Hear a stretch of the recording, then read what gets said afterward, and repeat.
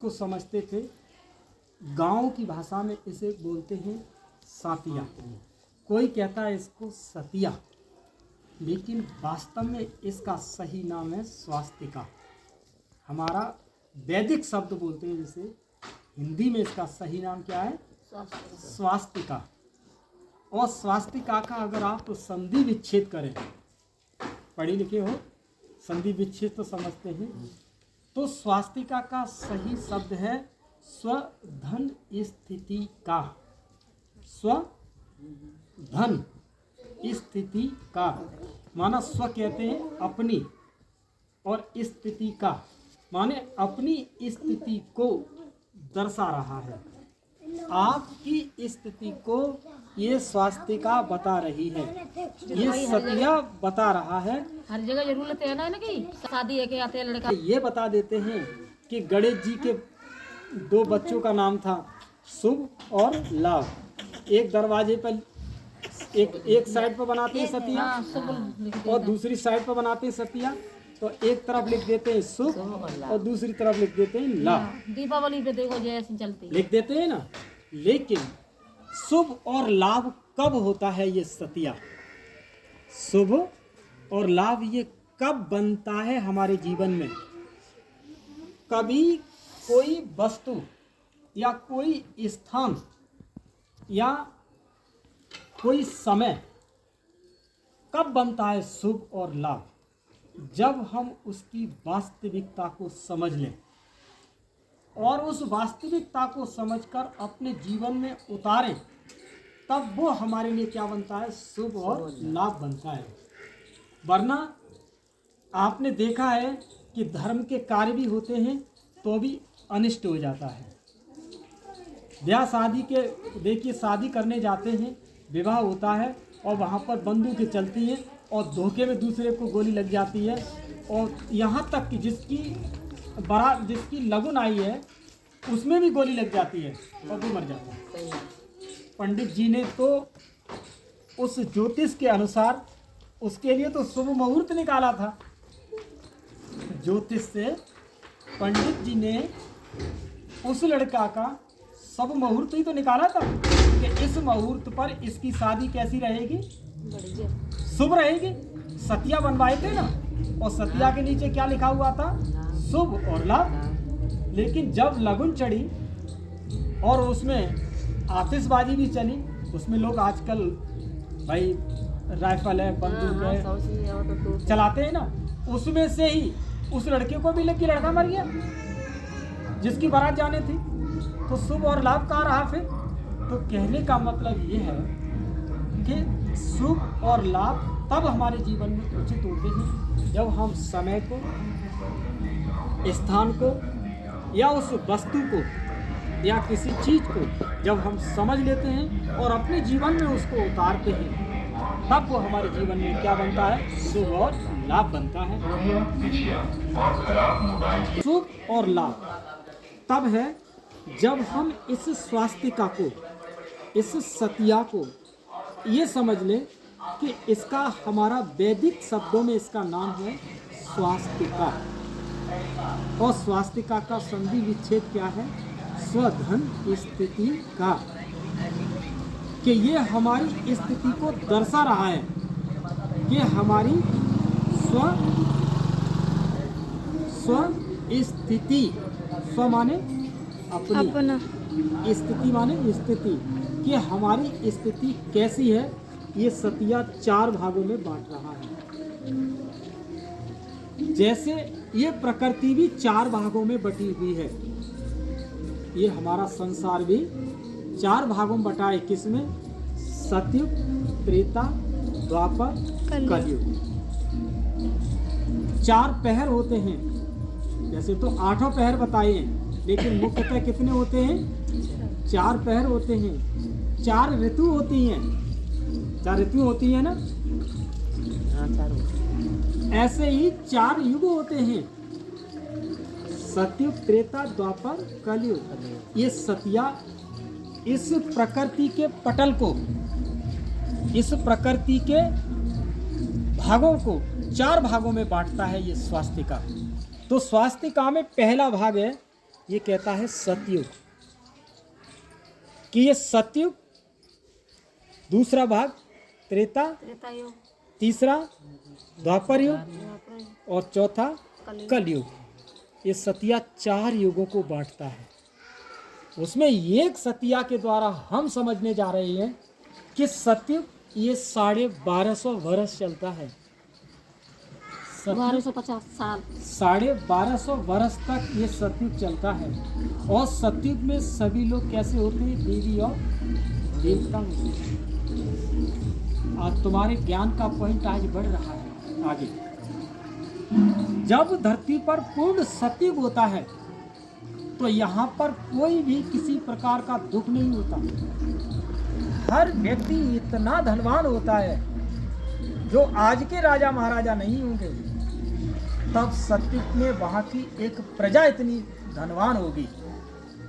ऐसे युग में देवी और देवताओं का वास हुआ करता है। देवी और देवता रहते हैं। तब ये सतयुग जो 1250 वर्ष चलता है, उसके बाद आता है त्रेता युग।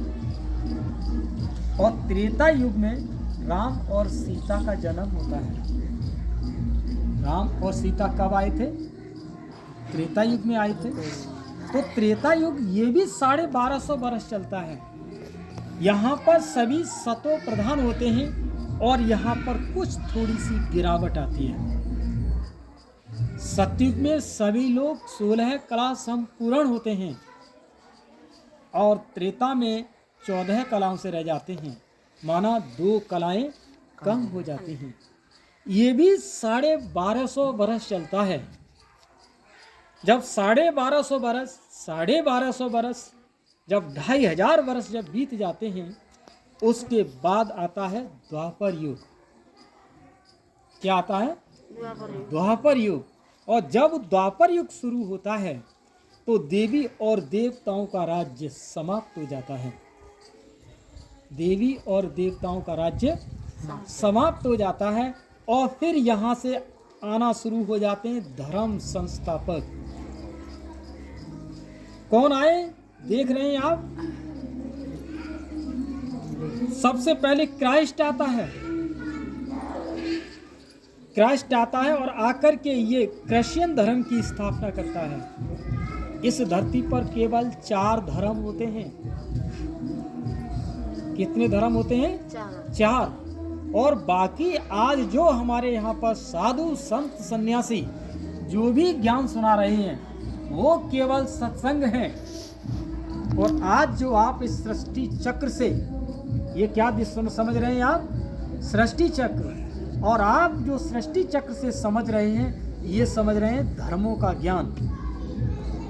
और आज तक गुरु गुसाई संतों ने जो कुछ तुम्हें सुनाया, वो क्या है? संत समाज। वो क्या है? संत हैं, सत्संग हैं। और आज आप क्या समझ रहे हो? धर्म का ज्ञान। कि सबसे पहले इस धरती पर क्राइस्ट आया और उसने क्रिश्चियन धर्म की स्थापना की। उसका धर्म था बाइबिल। कौन सा धर्म था? किस ग्रंथ था उसका? बाइबिल। बाइबिल के द्वारा उसने कौन से धर्म की स्थापना की? क्रिश्चियन धर्म की स्थापना की थी। उसके बाद इस धरती पर बुद्ध जी आए। कौन आए? बुद्ध। तो बुद्ध ने आकर के इस धरती पर बौद्ध धर्म की स्थापना की। किसके द्वारा? उनका धर्म ग्रंथ कौन था? बाइबिल। वो धम्मपद। उनका कौन सा धर्म ग्रंथ था? धम्मपद। और धम्मपद के द्वारा इन्होंने 2250 वर्ष पहले बौद्ध धर्म की स्थापना की थी।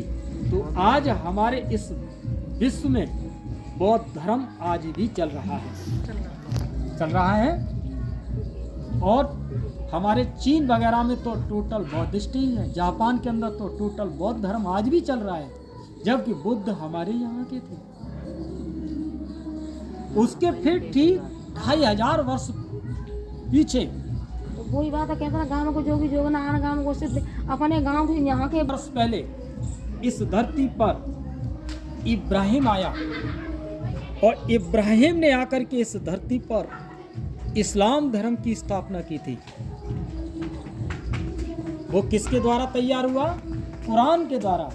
मुसलमानों का धर्म ग्रंथ कौन है? कुरान है। गीता, कुरान, मुसलमान आए हाँ तब यहाँ पर कुरान के द्वारा इस्लाम धर्म की स्थापना हुई। 250 और ठीक 5000 वर्ष पीछे चले जाओ, तब इस धरती पर परम पिता परमात्मा के द्वारा गीता, सनातन देवी और देवता के द्वारा, गीता के द्वारा एक सनातन देवी देवता धर्म की स्थापना होती है। वो ये धर्म किससे निकला था? गीता से। कौन सा? सनातन देवी और देवता। आज जो हमारे देश के अंदर आवाज उठती है कि हमारा सनातन धर्म है, हम सबका कौन सा धर्म है? सनातन धर्म है। तो ये सनातन धर्म कहाँ से निकला? ये गीता से निकला। कहाँ से निकला? गीता से निकला। इसको गए हुए आज हो गए पूरे 5000 वर्ष इस धरती पर। कृष्ण को गए हुए कितना समय हो गया? 5000 वर्ष हो गए। और 5000 वर्ष के बाद ये सृष्टि का चक्र पूरा घूम जाता है। अब हम कहाँ पर आ गए? कलयुग के अंत पर आ गए। अब आ गया ये संगम युग। ये कौन सा युग है? संगम युग है। इस संगम युग पर आज गीता के द्वारा जो उसके अंदर जो सनातन देवी देवता धर्म जो छिपा पड़ा था, जिसे ढूंढ नहीं पाया लोगों ने, यही कहते रहे कि हमारा धर्म हिंदू धर्म है, लेकिन वास्तव में हमारा धर्म कौन सा है? सनातन धर्म है। और वो गीता के अंदर अक्षरों में लिखा हुआ था और देवी देवताओं के रूप में उसकी मूर्ति छपी पड़ी थी, लेकिन आज तक उसको लोगों ने समझ नहीं पाया। ये देवी देवता आखिर में ये कैसे तक हमारे यहाँ पर आकर के उन्होंने जन्म लिया? क्या ये जमीन से प्रकट हुए या जमीन फाड़ के आए या आकाश की गंगा को चीर के आए? इस आकाश की गंगा से अगर चीर के भी अगर आई तो वो एक महान शक्ति आई। वो कौन थी? उसका नाम क्या था? परम पिता शिव परमात्मा, जो आकाश की गंगा से आई। एक ब्रह्मा के तन के द्वारा। किसके द्वारा? ब्रह्मा के तन के द्वारा तुम्हें ये इतना बड़ा गहरा रहस्य समझने को मिला। एक व्यक्ति का काम नहीं है ये, एक व्यक्ति की सोच नहीं है ये ज्ञान का सागर, भंडार, ज्ञान का भंडार। वो परम पिता शिव ने इस ब्रह्मा के द्वारा ये रहस्य बताया कि अब ये संगम युग है। इस संगम युग पर मैं तुम्हें ये चारों युगों की जानकारी देता हूँ, चारों युगों की समझ दे रहा हूँ। ये सृष्टि चक्र का तुमको मैं ज्ञान समझा रहा हूँ। ये सतिया का तुम्हें अर्थ बता रहा हूँ कि सतयुग में तुम्हारी स्थिति ऐसी थी। सतयुग में तुम्हारी स्थिति कैसी थी? देवी और देवताओं जैसी थी। त्रेता में आपकी स्थिति कैसी थी? राम और सीता की जैसी थी। द्वापर में आपकी स्थिति कैसी थी? कुछ पुजारी और पूज्य जैसी स्थिति थी, पुजारी जैसी स्थिति थी। और कलयुग में आपकी स्थिति कैसी हो गई? भिखारी हो गई, भिखारी स्थिति हो गई, भिखारी भी हो गई और मन के भिखारी भी हो गई। ये कौन बता रहा है? सतिया। तुम तो केवल दरवाजे पर शादी और विवाह के लिए बना लेते थे, लेकिन विवाह माना मिलन। सतिया बनाने का मतलब दरवाजे पर क्या हुआ? एक गहरा रहस्य समझना है तुम्हें, एक रहस्य समझना है। जब विवाह होता है तो किसका मिलन हो रहा है? पति और पति का, माना एक जीवन चक्र की शुरुआत। ऐसे ही ये सतिया का जब हम अर्थ समझ लेते हैं तो यहाँ पर भी हमारे जीवन चक्र की क्या हो रही है? शुरुआत हो रही है। वहाँ पति और पत्नी का क्या हो रहा है? एक मिलन, एक नए सृष्टि की रचना का शुभारंभ। जब हम इस सृष्टि चक्र को अच्छी तरह से समझ लेते हैं तो हमारे जीवन में एक नए जीवन की क्या हो रही है? शुरुआत। क्या शुरुआत हो रही है? कि सृष्टि चक्र पर ये जो घड़ियाँ की सुई, ये विश्व की घड़ी बनकर के तुम्हारे सामने ये सतिया आया कि वो पति और पत्नी को मिलाने में शुभ मुहूर्त को प्रदर्शित करता है। आपको आत्मा और परमात्मा को मिलाने में एक शुभ मुहूर्त पैदा कर रहा है। ये विश्व की घड़ी वो सतिया है जो तुम्हें आत्मा और परमात्मा के मिलन को क्या कर रहा है, एक शुभ मुहूर्त दे रहा है। क्योंकि पति और पत्नी को मिलाने से पहले दरवाजे पर क्या बनाए जाते हैं, सतिया बनाए जाते हैं। तो मांगलिक कार्य यानी मिलन का कार्य, एक वर वधू का आगमन, पति पत्नी के मिलन का आगमन एक सतिया के द्वारा दर्शाने का कार्य शुरुआत होती है। यहाँ आत्मा और परमात्मा के मिलने का कार्य ये सतिया से क्या हो रहा है, शुरुआत हो रही है। कि वो इशारा कर रहा है कि अभी संगम युग है। ये संगम युग क्या कह रहा है, मिलन युग। संगम का मतलब क्या है, मिलन युग। तो मिलन किसका है, आत्मा और परमात्मा का। कि इस वक्त आत्मा और परमात्मा का जो मिलन हो रहा है, 4 बजे उठ कर के जब तुम परमात्मा को याद करते हो तो तुम्हारी आत्मा के अंदर उस परमात्मा की दी हुई सुख, शांति, आनंद, खुशी और शक्तियाँ और दुआएं जो तुम्हें प्राप्त होती हैं, तो वो तुम्हारी आत्मा का जो संस्कार बनता है, जो तुम्हारी आत्मा के अंदर दैवी गुणों का जो संस्कार बनता है, तो उस आत्मा का जन्म कहाँ होता है, सतयुग। कहाँ होगा, सतयुग में होगा। तो तुम्हारा दिया यहाँ जलेगा। जो तुम्हारा दिया जब यहाँ जलेगा तब तुम्हारा दिया ये सतयुग में लेकर के तुम्हें जाएगा। ये आत्मरूपी दीपक, ये संस्कारों का दिया तुम्हें एक सतयुग के संस्कार में ले जाएगा, एक सतयुग के संसार में ले जाएगा। ये वो सतिया का ज्ञान है। आया समझ में? ये सृष्टि चक्र का ज्ञान है। ये सृष्टि चक्र अब पूरा घूमने वाला है। तुम कहाँ आ गए, तुम यहाँ आ गए। तुम कहाँ आ गए, तुम कलयुग के अंत में संगम पर आ गए। तुम संगम पर आ गए। और जो परमात्मा के ज्ञान को नहीं समझते वो अभी यहाँ है, वो कलयुग में है। और जो ज्ञान से वाकिफ हो गए, जो परमात्मा को समझ गए, जो आत्मा और परमात्मा का 4 बजे उठ करके उसके साथ योग करने लगे, उसे याद करने लगे, तो वो कहाँ आ गए, संगम। वो संगम पर आ गए। संगम माना मिलन, संगम माना मिलन। कहा है ना कि जहाँ पर तीनों नदियाँ मिलती हैं उसका नाम क्या है, संगम। तो संगम माना मिलन।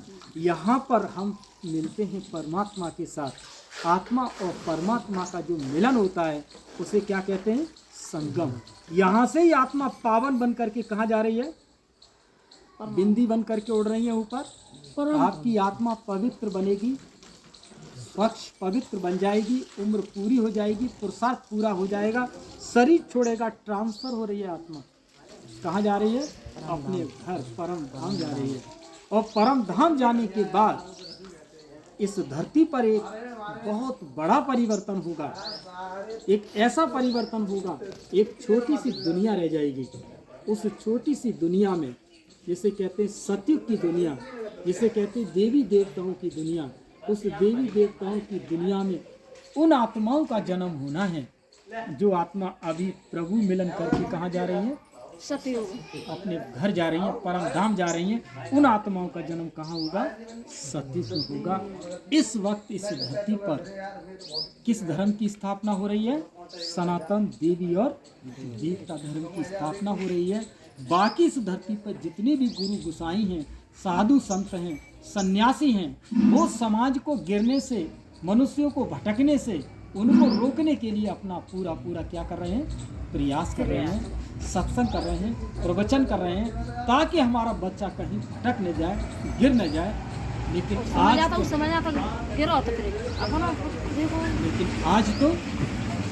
आज तुम्हें क्या मिला है, एक धर्म का ज्ञान मिला है। किसका ज्ञान मिला है, धर्म का ज्ञान मिला है। तुम्हें धर्म की स्थापना पर अडिग हो जाना है। तुम्हें धर्म की स्थापना की तैयारियां करनी है। तुम्हें अपनी आत्मा के अंदर सनातन देवी देवता के गुण धारण करने हैं। इसलिए हमें अपना भोजन शुद्ध करना है, अपने मन को पवित्र करना है। ऐसी आत्माओं का जन्म कहाँ होना है, सत्य में करना है। ये सत्य चक्र का ज्ञान, ठीक है, समझ में आया।